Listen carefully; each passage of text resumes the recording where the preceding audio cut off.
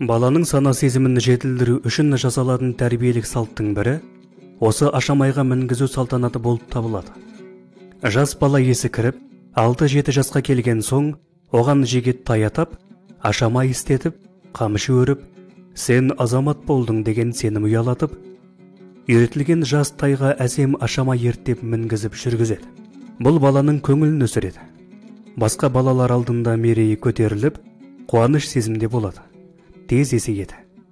Оны еңбекке, адамгершілікке тәрбиелеудің ұлттық әдістемелік жолдың бірі осы ашамайға мінгізу арқылы көрінеді. Ал балам, қолыңды жай, бата берейін. Ақ тілек, атқа тоқым сал білек.